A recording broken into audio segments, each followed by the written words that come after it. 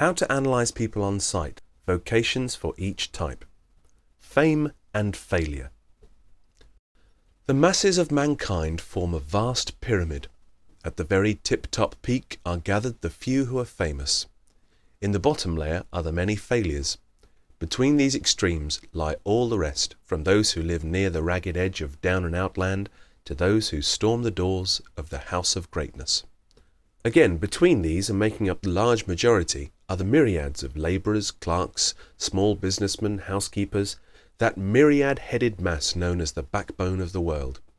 Yes, the great distance from the lower layer to the tip-top peak is not insurmountable.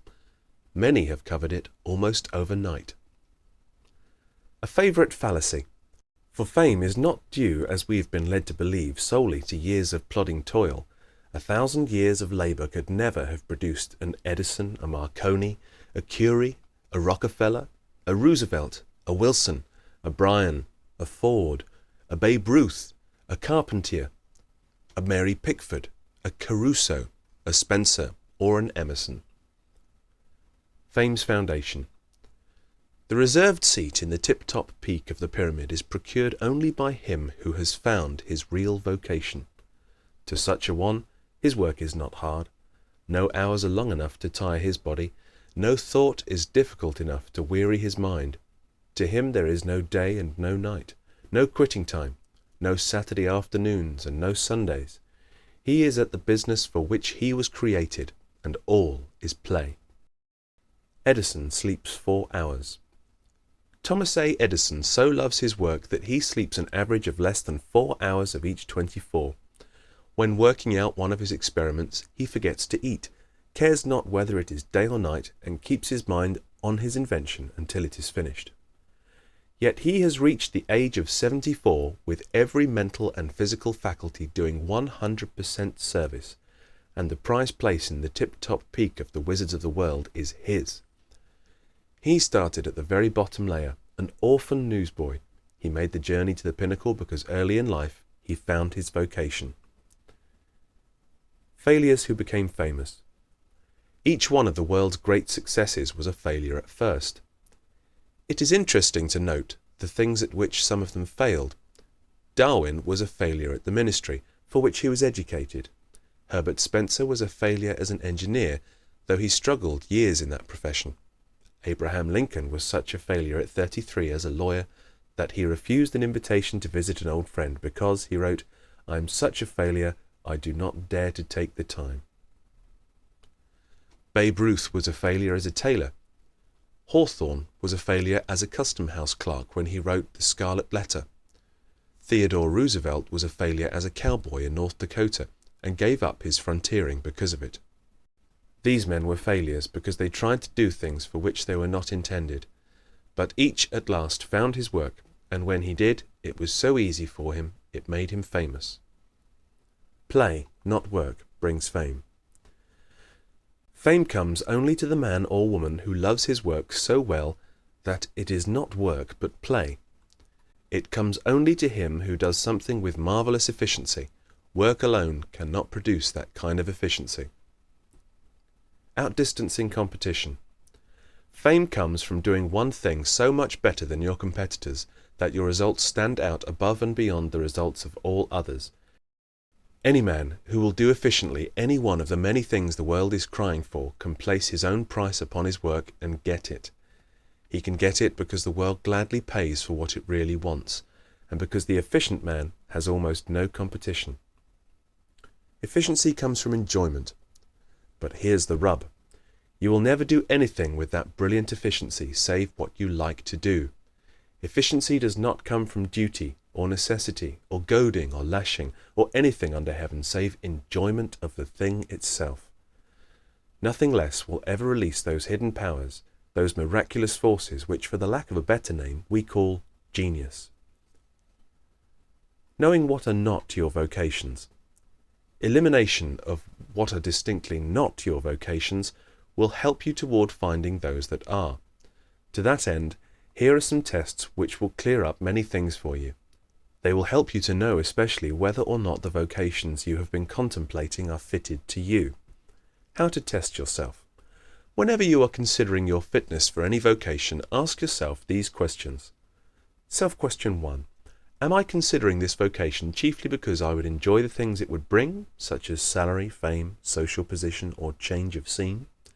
If in your heart your answer is yes, this is not a vocation for you.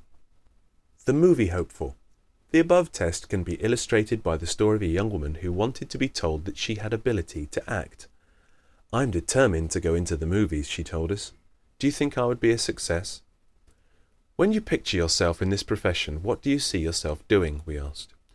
Oh, everything wonderful, she replied. I see myself driving my own car, one of those cute little custom-made ones, you know, and wearing the most stunning clothes and meeting all those big movie stars and living all the year round in California. Is that all you ever see yourself doing? We inquired. Yes, but isn't that enough? All but one, the acting. She then admitted that in the 8 years she had been planning to enter the movies, she had never once really visualized herself acting or studying any part or doing any work, nothing but rewards and emoluments. Pleasure or pay? Self-question 2.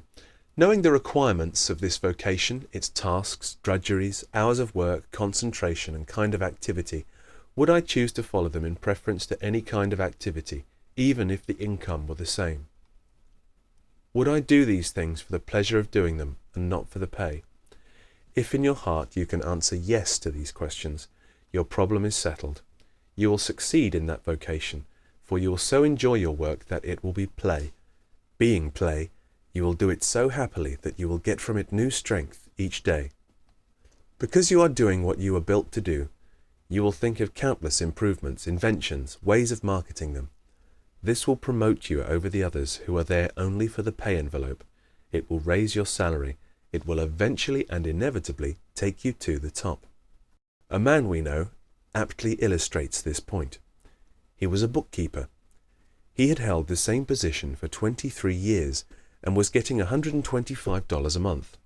He had little leisure, but used all he did have, evenings, Saturday afternoons, Sundays, and his 10-day vacations, making things. In that time, he had built furniture for his 6-room house, every kind of article for the kitchen, bathroom, and porch, and into everything he had put little improving touches, such as are not manufactured in such things. We convinced him that his wife was not the only woman who would appreciate these step-saving, work-reducing, leisure-giving conveniences. He finally believed it enough to patent some of his inventions, and today he's a rich man. Of your own accord. One more question will shed much light on the matter of your talents. Here it is. Self-question 3. Do I tend to follow of my own accord, for the sheer joy of it, the kinds of activities demanded by this vocation which I am contemplating? If you do not, you will never succeed in this line of work. Thought it would do him good. One incident will serve to illustrate the foregoing test. A young man asked us if he could succeed as a public speaker.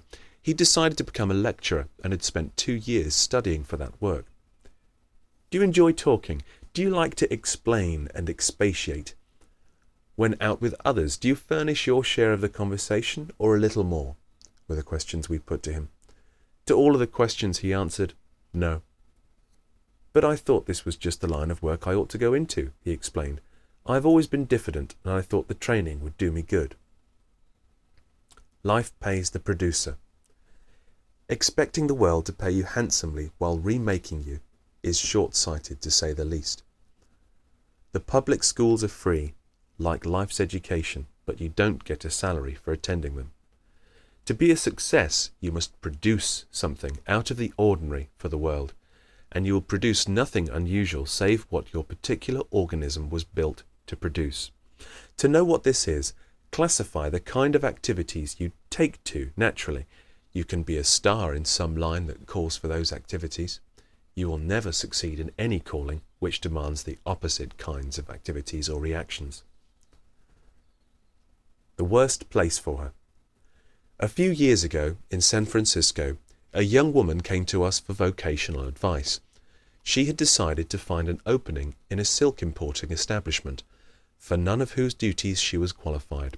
When asked how she happened to hit upon the thing for which she unquestionably had no ability, she said, "I thought it would give me a world outlook, which I need, compel me to learn fabrics, something I think every woman ought to know, force me to attend to details, which I've always hated, but which I must learn to master, and because it would bring me into contact with people. I dislike them, but I think I should learn to deal with them." When considering a position. When a position is being considered, the question an applicant should be asking himself are, what must I do in this position? Am I qualified? Can I make good? Do I like the activities demanded by this position? But 99 out of every 100 applicants for a vacancy ask no question of themselves whatever, and only one of anybody else. That question is to the employer, and it is only 4 words. What does it pay?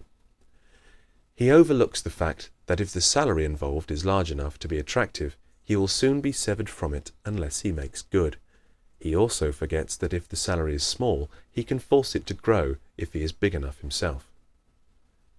If the particular task he is considering does not warrant a large salary, his employers will find one for him that does, if he shows he has ability. Every business in the world is looking for people who can do a few things a trifle better than the mass of people are doing them today, and whenever they find them, they pay them well, because it pays them in the long run. The big salaried men. Don't be afraid that you may develop ability and then find no market for it. The only jobs that have to go begging are the big salaried ones, because the combination of intelligence and efficiency is not easy to find. The men who are drawing from $10,000 to $50,000 a year are not supermen. They're not very different from anybody else, but they found a line that fitted their particular talents, and they went ahead cultivating those talents without asking for everything in advance. Looking for chicken feed.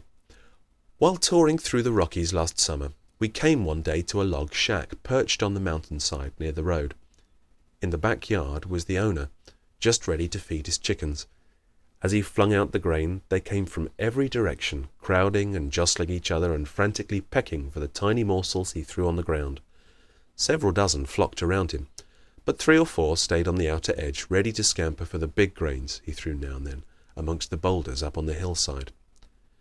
"I do that just to see them use their heads," he explained.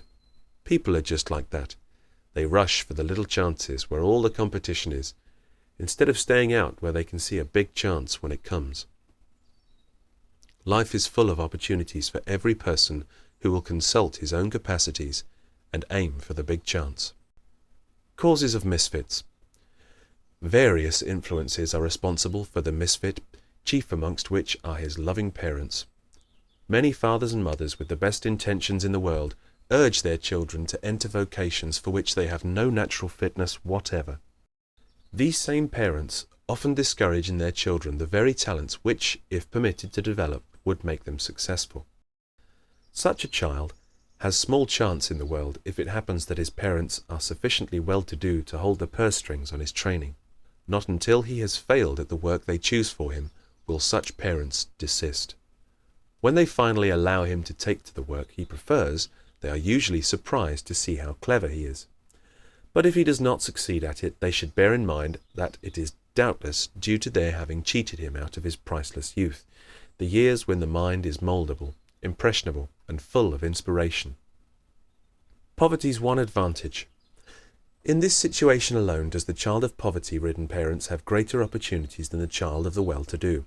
He at least chooses his own work, and this is one more little reason why the world's most successful men so often come from the ranks of the poor. Ruined by too much mothering and fathering is a verdict we would frequently render if we knew the facts. Richard and Dorothy. One instance in which fate took a hand was very interesting. A New York widow, whose husband had left his large fortune entirely to her, nursed definite ambitions for her son and daughter. Richard, she had decided, should become a stock raiser and farmer on the several thousand-acre ranch they owned in Texas. Dorothy should study art in Paris. But it so happened that Richard and Dorothy disliked the respective vocations laid out for them, while each wanted to do the very thing the other was being driven to do. Richard was small, dark, sensitive, aesthetic, and bent on being an artist. Dorothy, who was 6 feet in her stockings, laughed at art and wanted to be a farmer. But Mother was obdurate, and Mother held the family purse. So in the spring of 1914, Dorothy was sent to Paris to study the art Richard loved, and Richard was sent to the Texas ranch that Dorothy wanted. Then the war broke, and Dorothy hurried from Paris to avoid the German shells, while Richard enlisted to escape the Texas ranch. Dorothy, in her element at last, took over the ranch, of which Richard had made a failure, turned it into one vast war garden, became a farmerette, and there is now a shining success. Richard got to Paris during the war, and when it closed, refused to come home.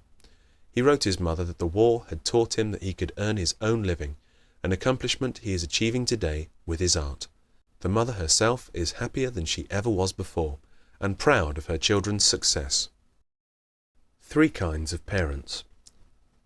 Parents can be divided into 3 classes: those who overestimate their children, those who underestimate their children, and those who do not estimate them at all. The great majority are in the first group. This accounts for the fact that most fathers and mothers are disillusioned as their children one by one fall short of their cherished hopes. Those who underestimate their children are in that small group of parents who live to be happily surprised at their achievements. The best parents of all are those who allow their children to follow their natural talents. Don'ts for parents.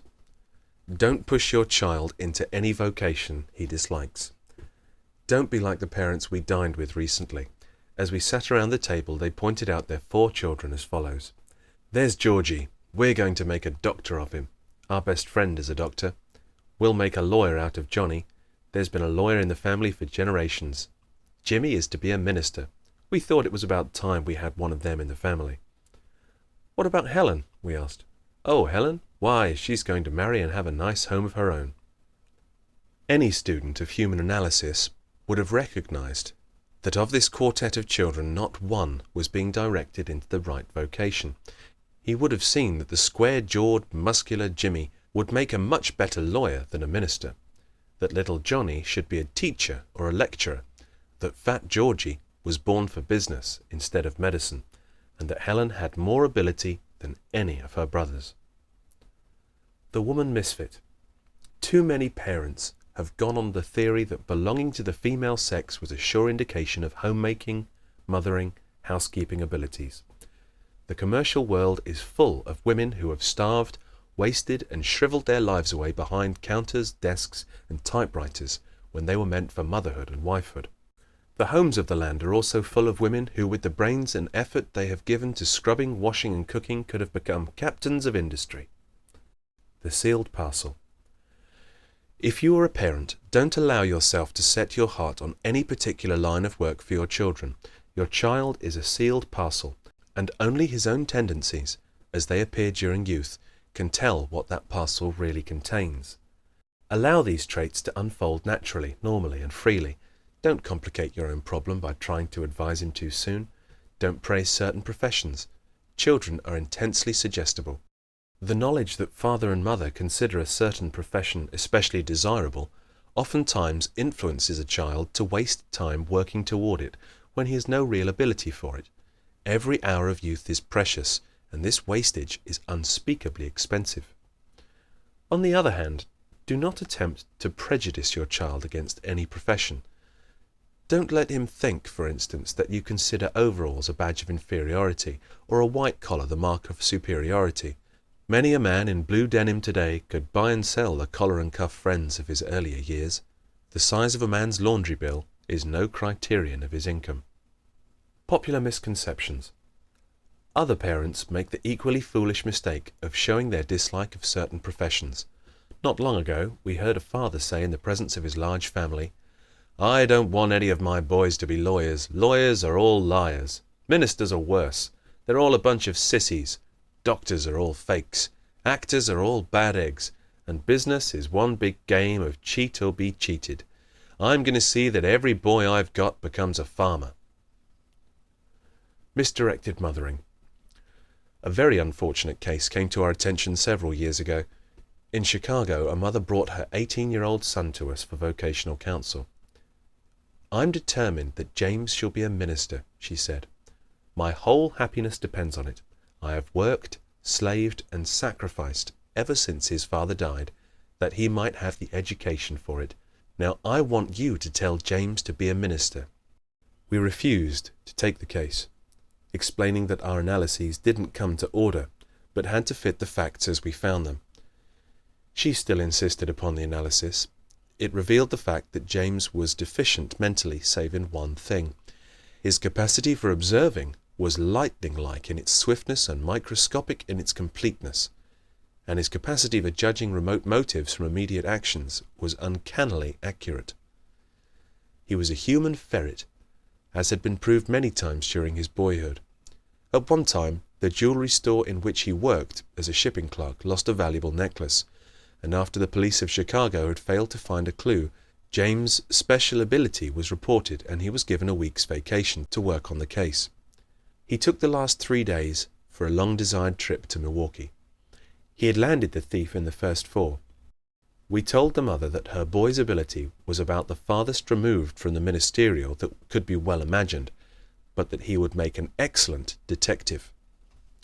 "I shall never permit it," she cried. "His father was a policeman. I distrust that whole class of people. I'm taking James to the theological seminary tomorrow." And away she went with him. 2 months later she came to us in great distress. She had received a letter from the dean saying James had attended but 1 day's classes, then he had announced that he was going home. Instead, he had cultivated a gang of underworld crooks for the purpose of investigating their methods and had gotten into serious trouble. Nevers for all. Never choose a vocation just because it looks profitable. It won't bring profits to you unless you are built for it. Never choose a vocation just because it looks easy. No work will be easy for you except that which nature intended for you. Never choose a vocation just because it permits the wearing of good clothes. You need more than a permit, you need ability. Never choose a vocation just because the hours are short. You can't fool employers that way. They also know they are short and pay you accordingly. The extra play these leisure hours give you will amount to nothing but loss to you 10 years hence. Never choose a vocation just because it is popular or sounds interesting. "I'm going to be a private secretary," said a young woman near us at the theatre recently. "What will you have to do?" asked her friend. "Oh, I don't know," the girl answered, "but it sounds so fascinating, don't you think?" Never turn your back on a profession just because it's old-fashioned, middle-class, or ordinary. If you have talents fitting you for such vocations, you are lucky, for these are the ones for which there is the greatest demand. Demand is a big help. If you can add a new touch to such a one, you are made. Why she taught German. Never choose a vocation just because your friends are in it, nor refuse another just because your worst enemy is in it. 2 friends come to mind in this connection. One is a splendid woman we knew at college. She began a German teacher, and up to the outbreak of the war had an instructorship in a Western state university. The elimination of German lost her the position. "Why did you ever choose German anyhow, Ruth?" we asked her.